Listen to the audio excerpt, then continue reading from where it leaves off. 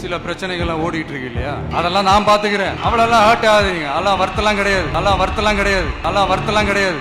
அப்புறம் ரீசெண்டா இருக்கிற நிறைய பிரச்சனைகள்ல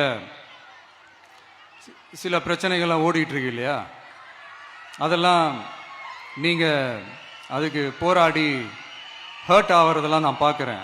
அதை பார்த்து எனக்கு ஹர்ட் ஆகுது.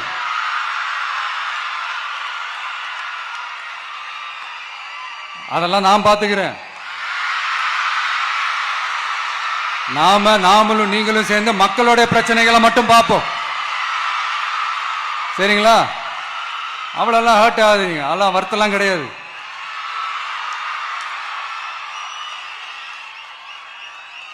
சரியா?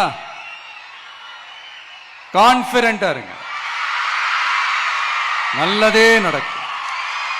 வெற்றி நிச்சயம். மீண்டும் சந்திக்கும் வரை நன்றி, வணக்கம்.